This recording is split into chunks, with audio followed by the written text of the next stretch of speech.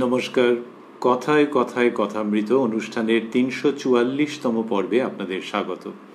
আপনারা এই অনুষ্ঠান দেখছেন প্রাণারাম বাংলা ইউটিউব চ্যানেলে, যেখানে সপ্তাহে ৬ দিন সোম থেকে শনিবার সম্প্রচারিত হয় কথায় কথায় কথামৃত, আর কোষ্ঠী পাথর প্রাণারাম ইউটিউব চ্যানেলে রবিবার থাকে শ্রী শ্রী মায়ের কথা। সবগুলি অনুষ্ঠানই শুরুর সময় রাত্রি ৯টা। শ্রী শ্রী রামকৃষ্ণ কথামৃততে গত শনিবার আমরা ছিলাম এবং আজকেও সানন্দে অবস্থান করব ২৬শে অক্টোবর ১৮৮৪ পুণ্য প্রসঙ্গে। সেই দিনটির কথা আমরা আগের দিন অর্থাৎ শনিবার দিনের অনুষ্ঠানে যতটা শুনেছিলাম, সেখানে একটি অবতরণিকা পেয়েছিলাম, অসামান্য অনবদ্য একটি অবতরণিকা, যেখানে কথামৃতকার শ্রীযুক্ত মহেন্দ্রনাথ গুপ্ত বা শ্রীম বা মাস্টার মহাশয় ঠাকুর শ্রীরামকৃষ্ণের সম্পর্কে বর্ণনা করছেন, তার একটা পূর্বাভাস দিচ্ছেন। আমরা সেই যে অংশটি শ্রবণ করেছিলাম সেটিকে আজকে আরেকবার সেই অংশটি শুনে নিয়ে তার পরের অনুপম প্রসঙ্গে প্রবেশ করব শ্রী শ্রী রামকৃষ্ণ কথামৃততে, যার সূচনায় কথামৃতকার উদ্ধৃত করেছেন, তব কথামৃতং তপ্ত জীবনং কবিভিরীঋতং কলমশাপহং শ্রবণমঙ্গলং শ্রীমদাততং ভুবি গৃণন্তি য়ে ভূরিদা জনাঃ।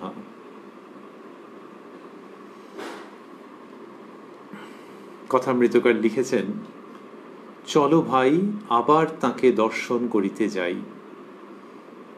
সেই মহাপুরুষকে, সেই বালককে দেখিব, সেই মহাপুরুষকে, সেই বালককে দেখিব, যিনি মা বই আর কিছু জানেন না, যিনি আমাদের জন্য দেহ ধারণ করে এসেছেন। তিনি বলে দেবেন কি করে এই কঠিন জীবন সমস্যা পূরণ করতে হবে। সন্ন্যাসীকে বলে দেবেন, গৃহীকে বলে দেবেন। অবারিত দ্বার দক্ষিণেশ্বরের কালীবাড়িতে আমাদের জন্য অপেক্ষা করছেন। চলো চলো তাকে দেখব। এইসব কথা আমরা শুনেছিলাম। আরও ছিল সেখানে, অনন্ত গুণাধার প্রসন্ন মূরতি, শ্রবণে যার কথা আঁখি ঝরে।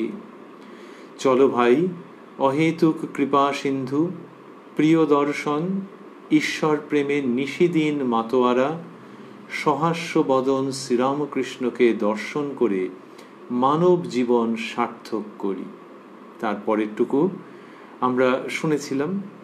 আজ রবিবার ২৬শে অক্টোবর ১৮৮৪, হেমন্তকাল, কার্তিকের শুক্লা সপ্তমী তিথি, দুপ্রহর বেলা।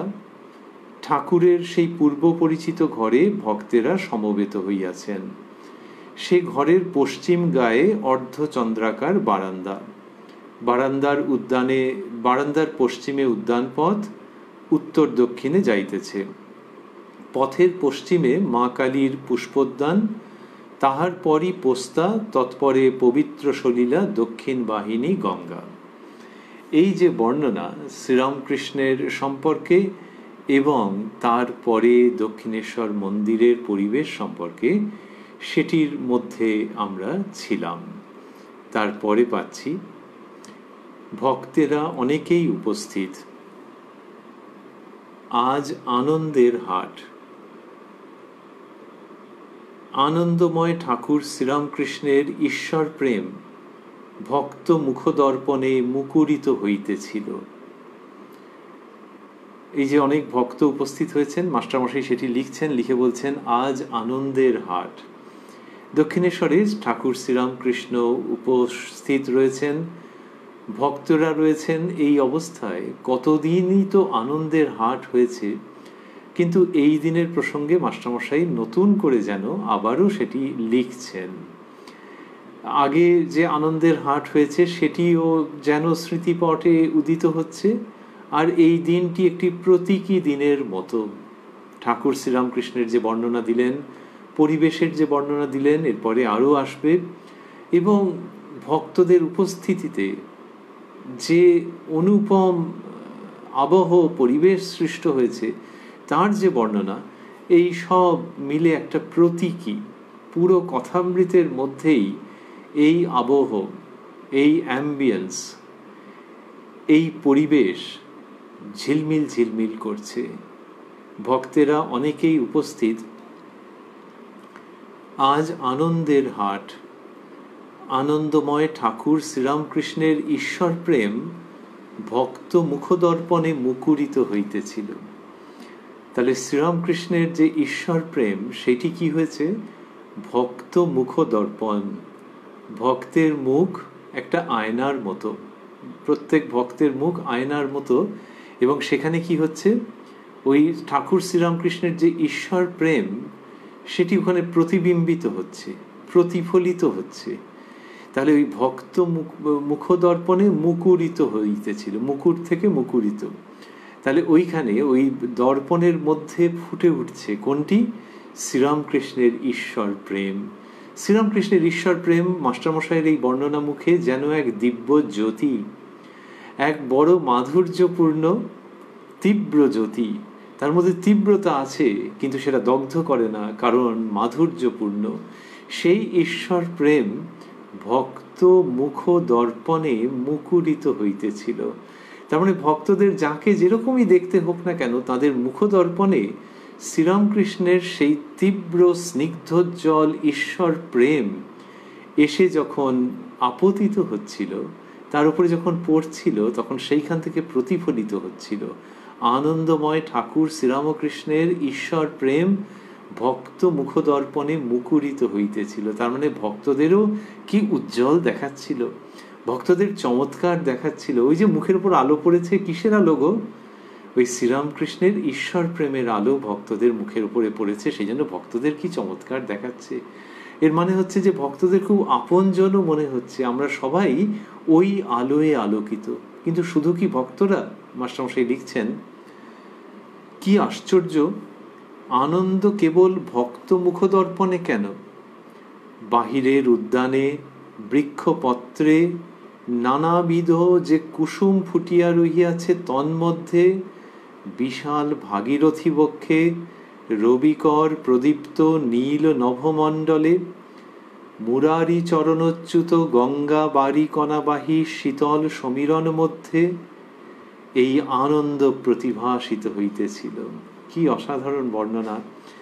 বলছেন মাস্টারমশাই লিখছেন, কি আশ্চর্য, আনন্দ কেবল ভক্ত মুখদর্পণে কেন? মানে ভক্ত মুখদর্পণের কথা বললাম যে সেখানে মুকুরিত হয়েছে, কিন্তু শুধু কি তাই?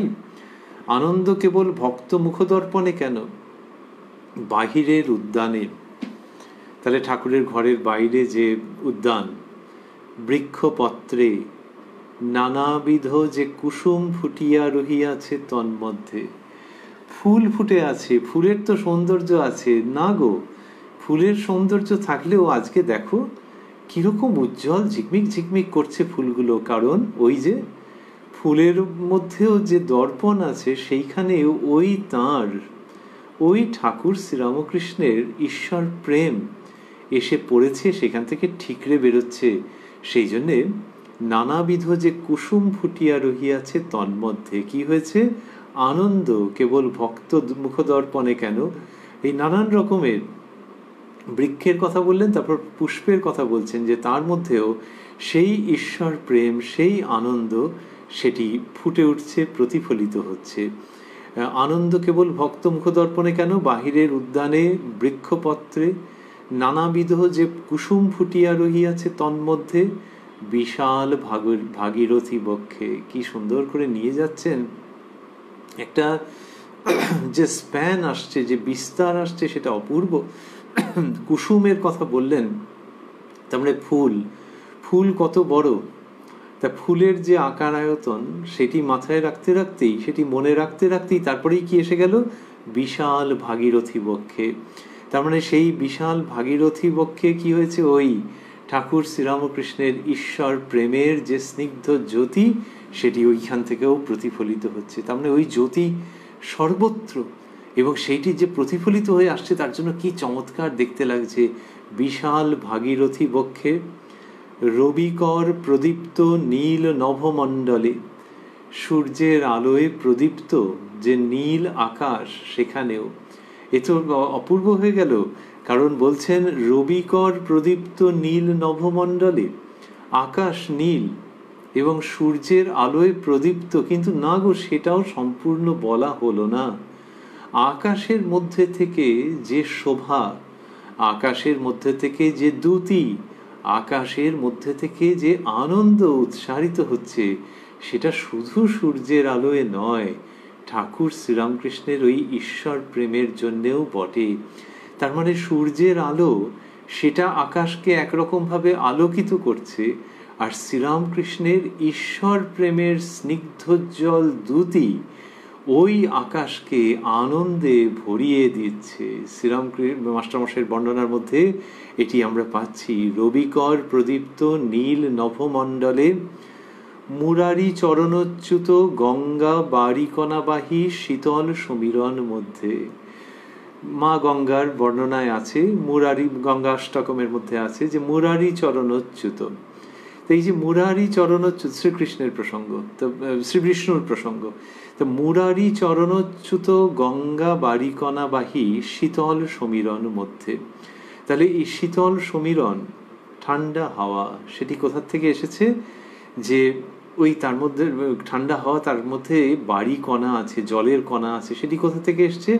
মুরারি চরণচ্যুত গঙ্গা থেকে।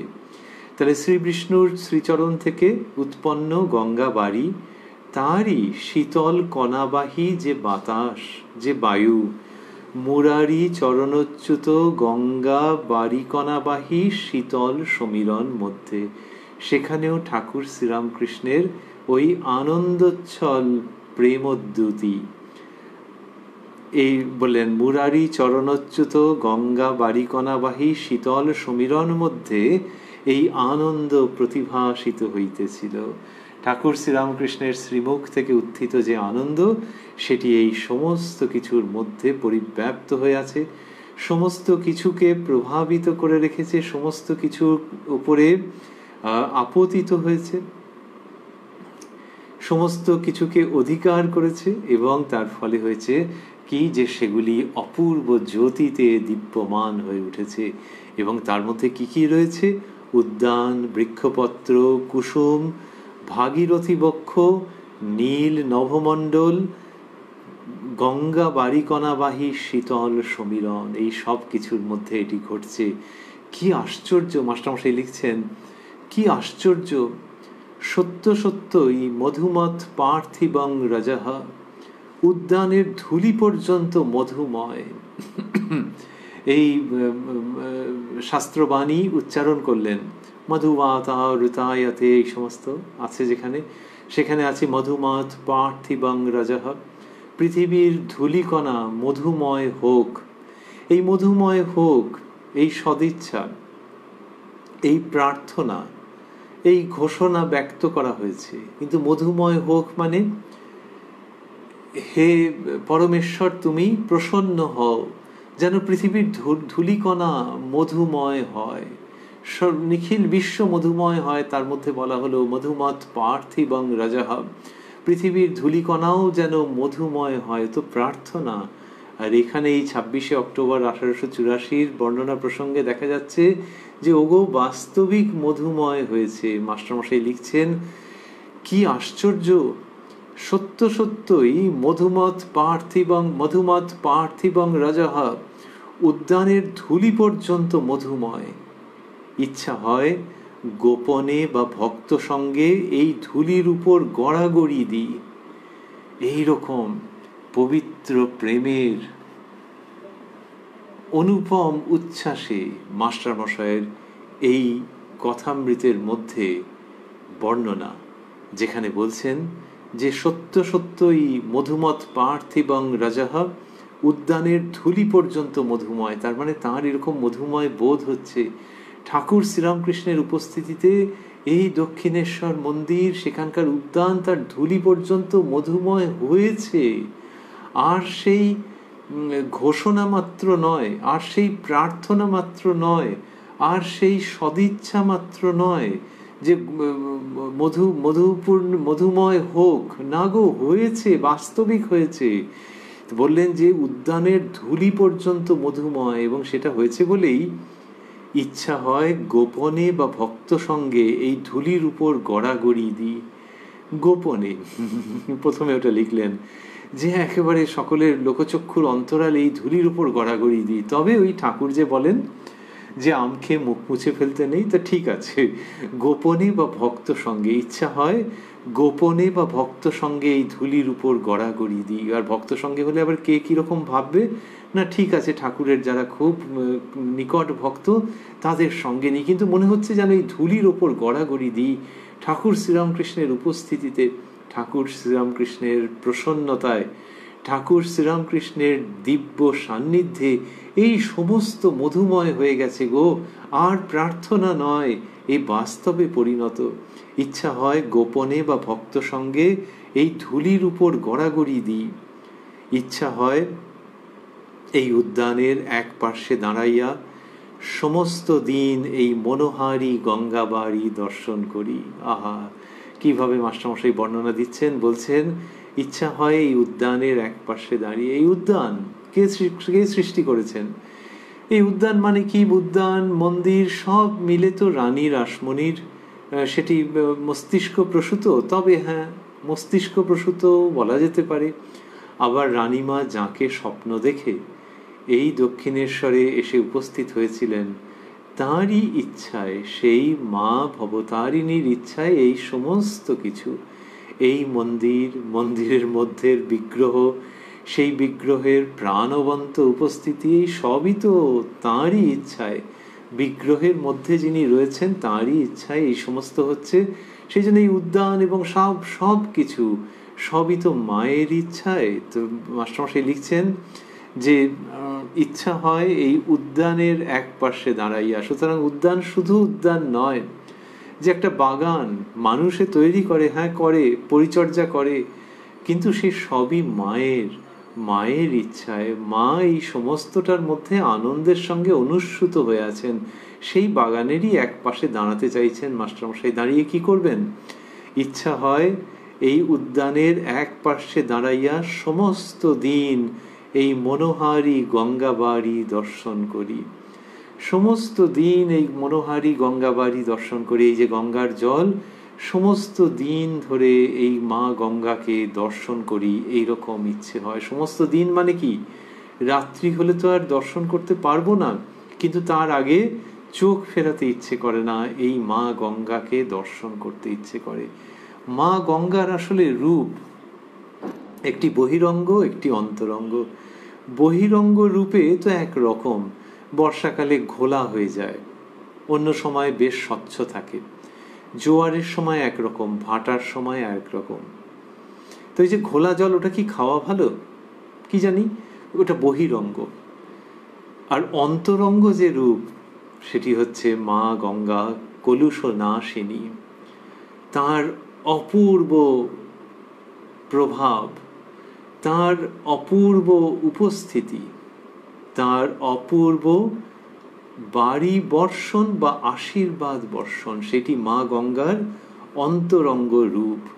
লোকে অনেক সময় বহিরঙ্গ আর অন্তরঙ্গকে এক করে গুলিয়ে ফেলে, যে গঙ্গার জল দূষিত, তাহলে সেটা তো বাইরের রূপ, এবং সেই জন্য সেই দূষণ মুক্তির জন্য চেষ্টা করতে হবে। তো ওই যে আমরা ভাবছিলাম যে একেবারে প্রচণ্ড ঘোলা জল আসছে, তা সেখানেও বর্ষাকালে কাদা ধুয়ে আসছে, তা সেই জলই কি খেতে হবে নাকি? কে বলেছে?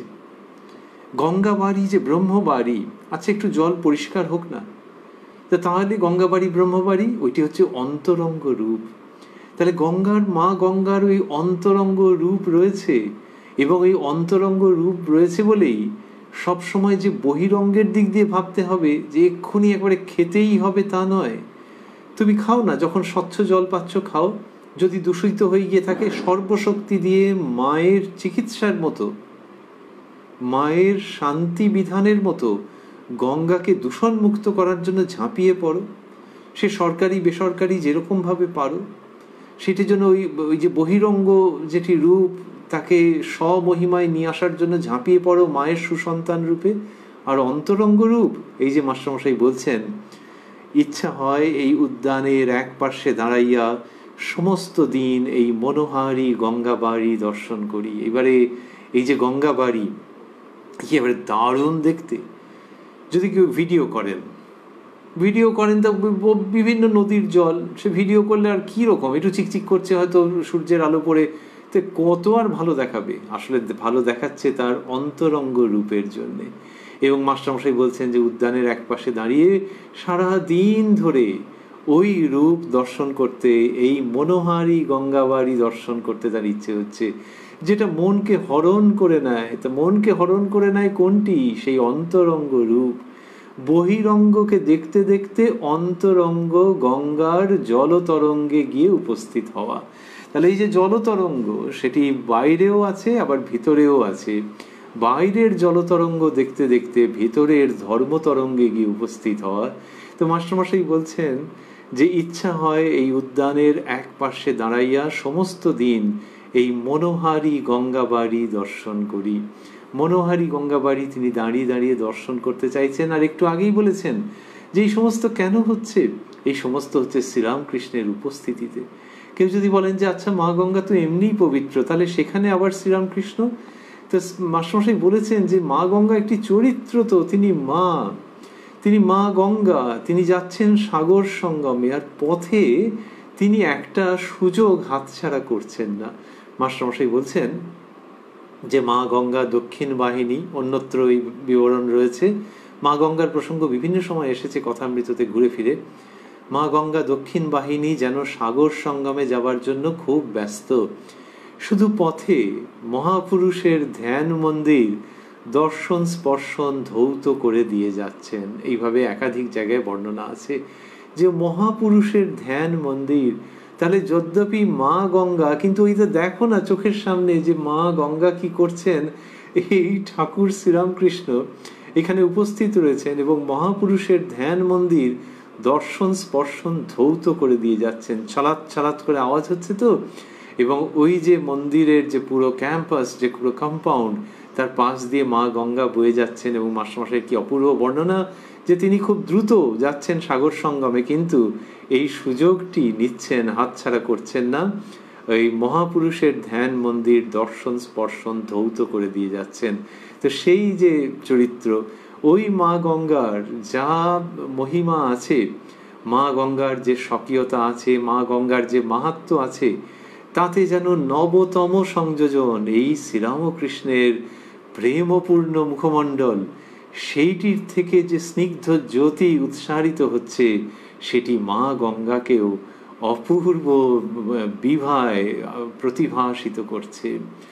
তো মা গঙ্গার এই যে বর্ণনা রয়েছে মাস্টারমশাইয়ের কথার মধ্য দিয়ে, কথামৃতের মধ্যে যা আমরা পাচ্ছি, সেটি সেই শ্রী শঙ্করাচার্য, শ্রীমৎ বাল্মীকি প্রমুখ গঙ্গার সম্পর্কে যে সমস্ত স্তব স্তুতি রচনা করেছেন, তার সঙ্গে একাসনে বসবার যোগ্য, বা যেন কোথাও কোথাও তাকে ছাপিয়ে যাচ্ছে, যে অপূর্ব বর্ণনা আমরা কথামৃতর মধ্যে পাচ্ছি। তারপরে দেখছি মাস্টারমশাই লিখছেন, ইচ্ছা হয় এই উদ্যানের তরুলতা গুল্ম ও পত্র পুষ্প শোভিত স্নিগ্ধোজ্জ্বল বৃক্ষগুলিকে আত্মীয় জ্ঞানে সাদর সম্ভাষণ ও প্রেমালিঙ্গন দান করি। বললেন যে ইচ্ছা হয় এই উদ্যানের তরু লতা গুল্ম ও পত্র পুষ্প শোভিত স্নিগ্ধোজ্জ্বল বৃক্ষগুলিকে, তাহলে এই যে তরু লতা গুল্ম যা কিছু আছে, উদ্ভিজ্জ বস্তু, সেইগুলিকে, এবং স্নিগ্ধোজ্জ্বল বৃক্ষ, পত্র পুষ্প শোভিত স্নিগ্ধোজ্জ্বল বৃক্ষ, এই সবগুলিকে কি ইচ্ছে করছে? আলিঙ্গন করতে ইচ্ছে করছে। আত্মীয় জ্ঞানে সাদর সম্ভাষণ ও প্রেমালিঙ্গন দান করি। কেন ওদের প্রতি এত ভালোবাসা কেন? তার কারণ ওরা তো প্রভুকে সারাক্ষণ দর্শন করছে। এই পথের পাশের যে গাছগুলো রয়েছে, আহা হা হা, আমি তো সবসময় আসতে পারছি না, কিন্তু এরা তো তাকে দর্শন করছে, এদের তো সেই সৌভাগ্য, তাই এদেরকেও প্রেমালিঙ্গন দান করতে ইচ্ছে করছে। মাস্টারমশাই লিখছেন, ইচ্ছা হয় এই উদ্যানের তরুলতা গুল্ম ও পত্র পুষ্প শোভিত স্নিগ্ধোজ্জ্বল বৃক্ষগুলিকে আত্মীয় জ্ঞানে সাদর সম্ভাষণ ও প্রেমালিঙ্গন দান করি। এই ধুলির উপর দিয়া কি ঠাকুর শ্রীরামকৃষ্ণ পাদচারণ করেন? এই বৃক্ষলতা গুল্ম মধ্য দিয়া তিনি কি অহরহ যাতায়াত করেন? এইরকম। তাই এগুলো সবগুলোরই তো উত্তর হ্যাঁ। তা সেইটা মাস্টারমশাই বিস্ময়ের সঙ্গে লিখছেন, একটি বিস্ময়বোধক বাক্যের রূপ দিচ্ছেন যে ভাবা যায় এইরকম ভঙ্গি। তা বললেন, এই ধুলির উপর দিয়া কি ঠাকুর শ্রীরামকৃষ্ণ পাদচারণ করেন? এই ধুলি, তাহলে এক্ষুনি এর উপরে গড়াগড়ি দিতে আমার ইচ্ছে হবে না? এই বৃক্ষলতা গুল্ম মধ্য দিয়া তিনি কি অহরহ যাতায়াত করেন? এই গাছগাছালির মধ্য দিয়ে তিনি কি অহরহ যাতায়াত করেন? আর সেই গাছগাছালিগুলি রয়েছে, ওরা কি আমার থেকে দূরে থাকবে? ওরা কি আমার থেকে বিযুক্ত থাকবে? আমি কি ওদের ভাষা বুঝতে পারবো না? আমি কি ওদের সঙ্গে কথা কইতে চেষ্টা করব না? আমি কি ওদের সঙ্গে প্রেমালিঙ্গনে আবদ্ধ হওয়ার যে ইচ্ছা পোষণ করব না? এই মাস্টারমশাইয়ের বক্তব্য। এই বৃক্ষলতাগুল্ম মধ্য দিয়া তিনি কি অহরহ যাতায়াত করেন? ইচ্ছা করে জ্যোতির্ময় গগনপানে অনন্য দৃষ্টি হইয়া তাকাইয়া থাকি। জ্যোতির্ময় গগনমণ্ডল, জ্যোতিতে পরিপূর্ণ আকাশের দিকে অনন্য দৃষ্টি হয়ে তাকিয়ে থাকি, এরকম ইচ্ছে করে। কেননা দেখিতেছি ভূলোক দুলোক সমস্তই প্রেমানন্দে ভাসিতেছে। ভূলোক দুলোক, পৃথিবী স্বর্গ, কেননা দেখিতেছি ভূলোক দুলোক সমস্তই প্রেমানন্দে ভাসিতেছে। এই ঠাকুর শ্রীরামকৃষ্ণের উপস্থিতিতে এইরকম হচ্ছে, তার দিব্য সত্তার উপস্থিতিতে এই সব কিছু প্রেমানন্দে ভাসছে। তো এই কেননা দেখিতেছি ভূলোক দুলোক সমস্তই প্রেমানন্দে ভাসিতেছি। আমাদের উপনিষদে সেই পরমেশ্বরের বর্ণনা প্রসঙ্গে, লক্ষণ প্রসঙ্গে আছে, তস্য ভাসা সর্বমিদং বিভাতি। তাঁরই আলোতে এই সূর্য চন্দ্র সব কিছু আলোকিত হয়েছে। সুন্দর ভাষা। কিন্তু সেই তিনি যে কে? যিনি অদ্বৈতবাদী তিনি একরকম ব্যাখ্যা করবেন, দ্বৈতবাদী একরকম ব্যাখ্যা করবেন, কিন্তু ভারী কাব্যিক প্রকাশ সন্দেহ নেই যে তাঁরই জ্যোতিতে এই সমস্ত নিখিল বিশ্ব প্রপঞ্চ আলোকিত। সেইখানে সেই তিনি যে কে তাকে দেখা যায়, তার মুখের দিকে তাকিয়ে থাকা যায়, তার সঙ্গে কথা বলা যায়, হ্যাঁ গো, এই সবই করা যায়। আর তিনিও দেখেন আমাদের, তিনিও আমাদের ভালোবাসেন। আদর করার ভঙ্গিতে দেবদেবীর কথা বলেন। সেই তাঁরই আলোতে ভূলোক দুলোক সমস্ত আজ প্রেমানন্দে ভাসছে। ওই উপনিষদের বাণীকে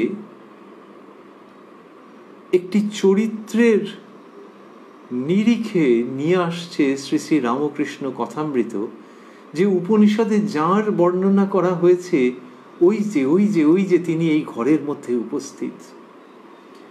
ওই সেই পরমেশ্বর, পরম তত্ত্ব, যার উপাসনা সমস্ত উপনিষদ জুড়ে হয়ে রয়েছে, বেদান্ত শাস্ত্র জুড়ে হয়ে রয়েছে। উপনিষদ, গীতা, ব্রহ্মসূত্র, সমস্ত কিছুর মধ্যে যার উপাসনার কথা রয়েছে, যার প্রশস্তির কথা রয়েছে, তাকে ঠিক দেখা যায় না। নিজের নিজের অনুভব মতো অগ্রসর হতে হয়। আর এই দেখো না, তাকে দেখা যাচ্ছে। তাঁরই উপস্থিতির আলোকে, তাঁরই অন্তরের ঈশ্বর প্রেমের দ্যুতিতে সমগ্র জগৎ আলোকিত। সেই ভগবান শ্রীরামকৃষ্ণ, এই দেখো সামনে তিনি উপস্থিত। মাস্টারমশাই উপনিষদের আনন্দকে প্রেমপূর্ণ একটা মিশ্রণের মতো করে কথামৃতের মধ্যে উপস্থাপন করছেন। শ্রীরামকৃষ্ণের প্রেম আর উপনিষদের আনন্দ মিলে প্রেমানন্দময় শ্রীরামকৃষ্ণ। মাস্টারমশাই লিখছেন, দেখিতেছি ভূলোক দুলোক সমস্তই প্রেমানন্দে ভাসিতেছে। তারপরে বলছেন, ঠাকুরবাড়ির পূজারী, দৌবারিক, পরিচারক সকলকে কেন পরমাত্মীয় বোধ হইতেছে? কেন এ স্থান বহু দিনান্তে দৃষ্ট জন্মভূমির ন্যায় মধুর লাগিতেছে? প্রশ্ন করছেন যে কেন এরকম হচ্ছে, কি হচ্ছে? ঠাকুরবাড়ির পূজারী, দৌবারিক, যিনি পুজো করেন, যিনি দারোয়ানজি, পাহারা দেন, পরিচারক, কর্মী, সকলকে কেন পরমাত্মীয় বোধ হইতেছে। পূজারীকে হতেই পারে যে তিনি পুজো করেন, না গো, শুধু তিনি নন, যে মানুষটা পাহারা দেয়, তারপরে এমনি যে কর্মী নিজের কাজে হনন করে যাচ্ছে, সকলকে একেবারে পরমাত্মীয় মনে হচ্ছে। কেন? ঠাকুর বাড়ির পূজারী, দৌবারিক, পরিচারক সকলকে কেন পরমাত্মীয় বোধ হইতেছে? কেন এ স্থান বহুদিনান্তে দৃষ্ট জন্মভূমির ন্যায় মধুর লাগিতেছে? অদ্ভুত অনুভূতি হচ্ছে মাস্টারমশাইয়ের, এবং সেটির প্রকাশ করছেন এইভাবে যে কেন এ স্থান বহুদিনান্তে দৃষ্ট জন্মভূমির ন্যায় মধুর লাগিতেছে। এটির অর্থ কি?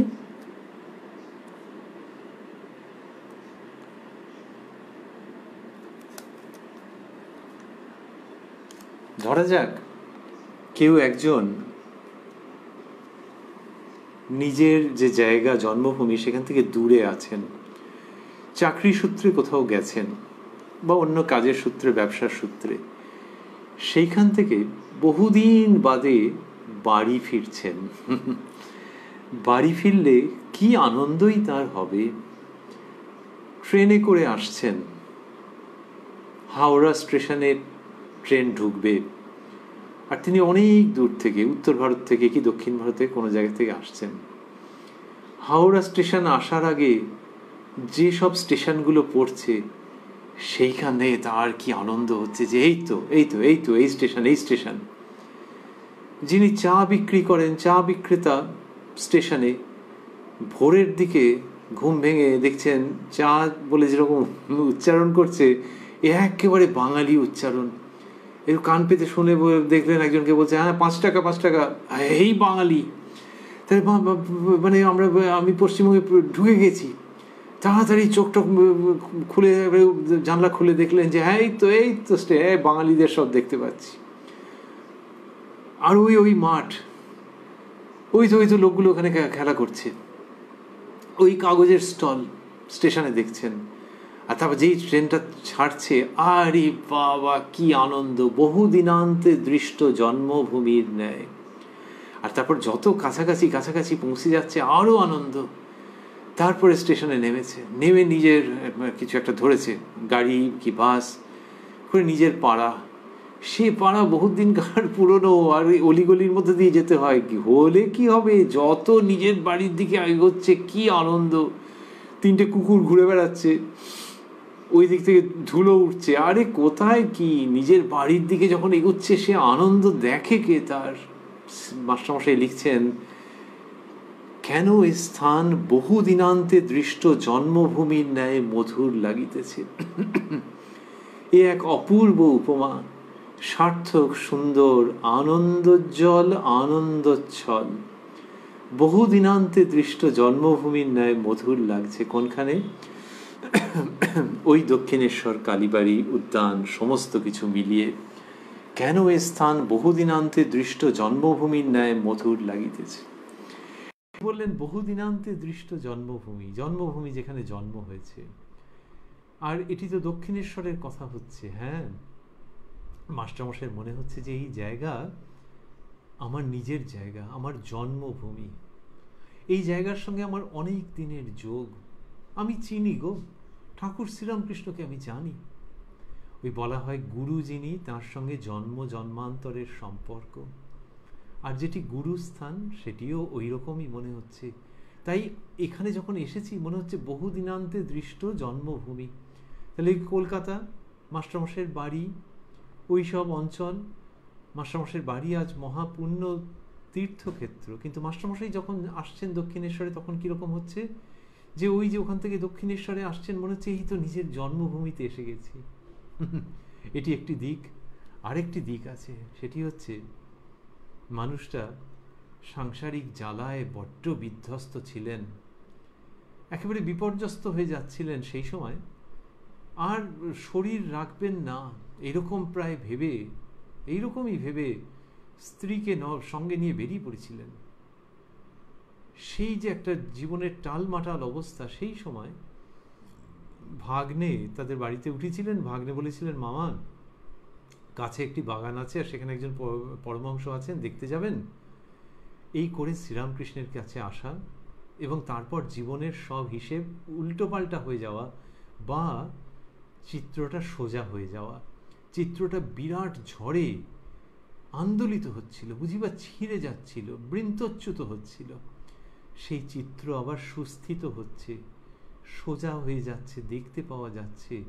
মাস্টারমশাইয়ের জীবন আলেখ্য সুস্থিত হচ্ছে, মাস্টারমশাইয়ের জীবন রক্ষিত হচ্ছে। তিনি জীবন শেষ করে দেবেন ভেবেছিলেন, আর আজকের বর্ণনার প্রসঙ্গে বলছেন বহু দিনান্তে দৃষ্ট জন্মভূমির ন্যায় মধুর লাগিতেছে। জন্মভূমি তো মাস্টারমশাই তো এই দক্ষিণেশ্বরে এসে ঠাকুর শ্রীরামকৃষ্ণকে দর্শন করে তাকে পেয়ে নবজন্ম লাভ করলেন। যেভাবেই ভাবা যাক না কেন, অপূর্ব শব্দগুলি, কেন এ স্থান বহুদিনান্তে দৃষ্ট জন্মভূমির ন্যায় মধুর লাগিতেছে? আকাশ, গঙ্গা, দেবমন্দির, উদ্যানপথ, বৃক্ষ, লতা, গুল্ম, সেবকগণ, আসনে উপবিষ্ট ভক্তগণ, সকলে যেন এক জিনিসের তৈয়ারি বোধ হইতেছে। বলছেন যে এইসব যেন এক জিনিসের তৈরি। কি কি? সেখানেও কি অপূর্ব বিস্তার, কি স্প্যান! বলছেন যে আকাশ, গঙ্গা, কোথা থেকে কোথায় চলে আসছেন? আকাশ, গঙ্গা, দেবমন্দির, উদ্যানপথ, বৃক্ষ, লতা, গুল্ম, সেবকগণ, আবারও আসনে উপবিষ্ট ভক্তগণ। তাহলে ঠাকুরের ঘরে রয়েছেন, তো ওই আসনে ভক্তরা উপবিষ্ট রয়েছেন। বলছেন যে এরা এক জিনিসে, আসনে উপবিষ্ট ভক্তগণ সকলে যেন এক জিনিসের তৈয়ারি বোধ হইতেছে। তাহলে সকলকেই একই জিনিসের তৈরি এরকম মনে হচ্ছে। এটি আরও বলবেন। তা ওই যে আকাশ, গঙ্গা, উদ্যান, তার মধ্যে বৃক্ষ, লতা, গুল্ম, আবার এই দেখো আসনে উপবিষ্ট ভক্তরা, এরা সব এক জিনিসে তৈরি বলে মনে হচ্ছে। এই সমরসে সঞ্জীবিত মনে হচ্ছে। যে জিনিসে, বলছেন যে জিনিসে নির্মিত শ্রীরামকৃষ্ণ, এরাও বোধ হইতেছে সেই জিনিসের হইবেন। তো শ্রীরামকৃষ্ণ যার দ্বারা নির্মিত, এরাও সেই জিনিসের। তো এরকম আবার হয় নাকি বৃক্ষ, লতা, গুল্ম? মাস্টারমশাই দেখছেন তো। এটি কখন হয়? যখন একই চৈতন্যকে মানুষ সর্বজগতে অনুসূত, বিধৃত, সুপ্ত, আবার প্রকাশিত দেখতে পায়। সুপ্ত এবং প্রকাশিত একই সঙ্গে, যে দেখার সে দেখতে পায়। এটি যখন হয় তখন তো মনে হয় সমস্ত কিছুই এক, চৈতন্যকে সর্বভূতে দর্শন, অদ্বৈত বোধ। কিন্তু এই অদ্বৈত বোধের মধ্যে দ্বৈতের প্রেমপূর্ণ হৃদস্পন্দন, এবং সেই হৃদয় শ্রীরামকৃষ্ণের। এই জায়গায় মাস্টারমশাই নিয়ে আসছেন যে জিনিসে নির্মিত শ্রীরামকৃষ্ণ, এরাও বোধ হইতেছে সেই জিনিসের হইবেন। তাহলে ওই চৈতন্য স্বরূপ, তাহলে সচ্চিদানন্দ ব্রহ্ম, সচ্চিদানন্দ ব্রহ্ম যখন অবতার হয়ে শ্রীরামকৃষ্ণ রূপে অবতীর্ণ, তখন দেখো এই অসাধ্য সাধন হচ্ছে, এই অপূর্ব ঘটনা, এই অভাবনীয় সত্য উদ্ভাসিত হচ্ছে যে তিনি যে বস্তুতে নির্মিত, যে জিনিসে নির্মিত শ্রীরামকৃষ্ণ, এরাও বোধ হইতেছে সেই জিনিসের হইবেন। তাহলে সচ্চিদানন্দের দিক থেকে যদি ভাবা যায়, চৈতন্য সত্তার দিক থেকে যদি ভাবা যায়, সমগ্র জগতেই সেই চৈতন্য সত্তা। শুধু এখানে চৈতন্য সত্তা মানে শুধু সেই নিরাকার নির্গুণ চৈতন্য নন, এখানে সগুণ সাকার শ্রীরামকৃষ্ণ। তাহলে নির্গুণ নিরাকার চৈতন্যের যে লক্ষণ অদ্বৈত চিন্তায় বর্ণিত, সেইটিকে ধরে ধরে, সেইটিকে অবলম্বন করে, সেটির সঙ্গে সমার্থক রূপে এই শ্রীরামকৃষ্ণের লীলাকে মাস্টারমশাই উপস্থাপন করছেন। দ্বৈত অদ্বৈত একসঙ্গে মিলেমিশে গিয়ে যেন ওই অরূপ সায়রে অপূর্ব তরঙ্গ উত্থিত হচ্ছে। গানে আছে, অরূপ সায়রে লীলা লহরী, উঠিল মৃদুল করুণা বায়। অরূপ সায়রে লীলা লহরী, উঠিল মৃদুল করুণা বায়। ওই যে লীলা লহরী, এই সেই লহরীর মধ্যে দ্বৈত অদ্বৈতের কি হাত ধরাধরি করে অপূর্ব প্রকাশ। শ্রীরামকৃষ্ণের সম্পর্কে বলছেন মাস্টারমশাই, এবং সেই পরিবেশ, সেই সমস্ত যারা উপস্থিত রয়েছেন তাদের সবাইকে নিয়ে মাস্টারমশাই বলছেন, যে জিনিসে নির্মিত শ্রীরামকৃষ্ণ, এরাও বোধ হইতেছে সেই জিনিসের হইবেন, যেন একটি মোমের বাগান। আবারও বর্ণনা চলছে, আরও বিস্তারিত করছেন, যেন একটি মোমের বাগান, গাছপালা, ফল, পাতা সব মোমের, বাগানের পথ, বাগানের মালি, বাগানের নিবাসীগণ, বাগান মধ্যস্থিত গৃহ সমস্তই মোমের, এখানকার সব আনন্দ দিয়ে গড়া। এটি বললেন যে যেন একটি, তাহলে এই যে বললেন এরা সব একই বস্তুতে, তারপর বলছেন যেন একটি মোমের বাগান। এমনিতে মোম দিয়ে কত জিনিস তৈরি হয়, ওয়্যাক্স মিউজিয়াম আছে, তো ওই মোম দিয়ে তো কি সুন্দর সুন্দর তৈরি হয়, জীবন্ত মনে হয়। মাস্টারমশাই তাঁর সময়ে লিখছেন এটি, যে যেন একটি মোমের বাগান, সব মোম দিয়ে তৈরি। তাহলে সেখানে ধরো বাগান আছে, মানুষজন আছে, আরও কত কি আছে, সব মোম দিয়ে তৈরি, উপাদান একই। এই মোমের বাগান কথাটি আনছেন, এবং মোম দিয়ে সব কিছু গড়া, যেন একটি মোমের বাগান, গাছপালা, ফল, পাতা সব মোমের। এই বলা মানে হচ্ছে যে এমনি তুমি গাছপালা, ফল, পাতা সব দেখছো তো, এগুলোর সব আলাদা আলাদা ব্যবহার। ফল লোকে খায়, পাতা কি তাই? কিন্তু এগুলো হচ্ছে ব্যবহারিক দিক থেকে, যে আলাদা আলাদা ব্যবহার, আলাদা আলাদা প্রয়োগ, কিন্তু আসলে এরা একই। আরে বাবা, আসলে এরা একই বলে কারা?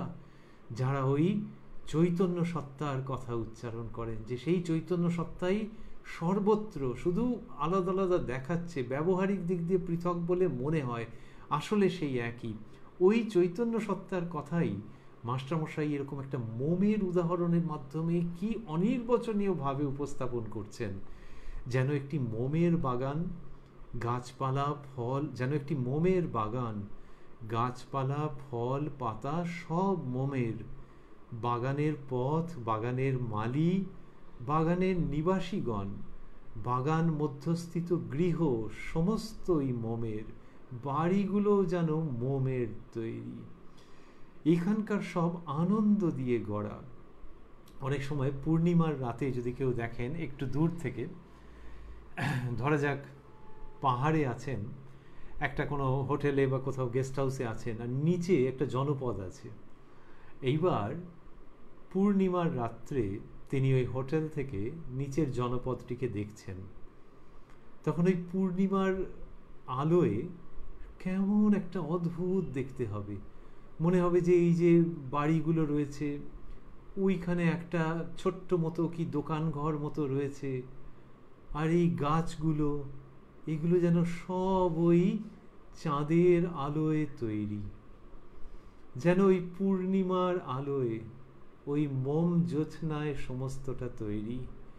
এর কোনো তফাৎ করতে ইচ্ছে করছে না, কি অপূর্ব দেখতে লাগছে।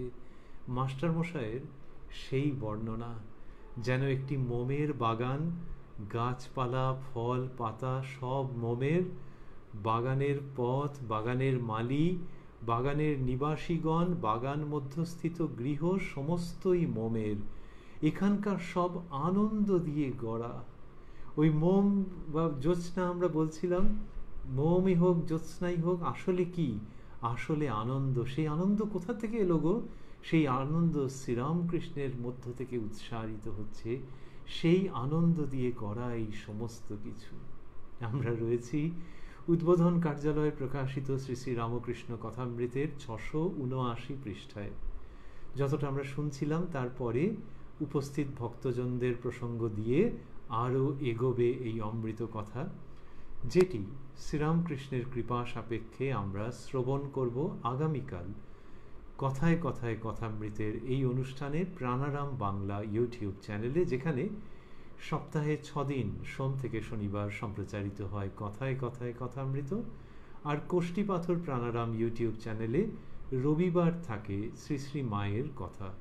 সবগুলি অনুষ্ঠানই শুরুর সময় রাত্রি 9টা। আজকের প্রসঙ্গ শেষ করতে করতে আমরা ভাবছি যে এটি অনিঃশেষ প্রসঙ্গ। এ অসাধারণ, সমগ্র পৃথিবীর শুধু ধর্ম সাহিত্যে নয়, সামূহিক সাহিত্যে এই রকম আনন্দপূর্ণ বিবরণ বিরল, এবং একটি আধ্যাত্মিক ভাবকে একজন হৃদয়ের মধ্যে কতটা নিয়ে তার দ্বারা প্রভাবিত হয়ে, তার দ্বারা আলোকিত হয়ে, তার দ্বারা অমৃতে পরিপূর্ণ হয়ে এটি রচনা করতে পারেন, সেটিও ভেবে আনন্দ পাওয়ার বিষয়। মাস্টারমশাই যেভাবে এখানে লিখেছেন, আর শুধু আমরা ভাবছি যে এই যে লিখেছেন, লিখলেন তাঁরই কৃপায়, যার কৃপায়, যার প্রেমপূর্ণ উপস্থিতির আলোকে আকাশ বাতাস নিখিল বিশ্ব আলোকিত, তাঁরই আলোয়, তাঁরই আশীর্বাদে, তাঁরই স্নেহ দৃষ্টিপাতে কথামৃতের উৎপত্তি, প্রকাশ ও প্রসার। এই যে আমরা কথামৃতের মধ্যে রয়েছি, এটি সেই প্রেম রাজ্যের রাজা শ্রীরামকৃষ্ণের দিব্য আশীর্বাদে লিখিত ও আমাদের সময়ে প্রসারিত, আরও কত কাল প্রসারিত হবে।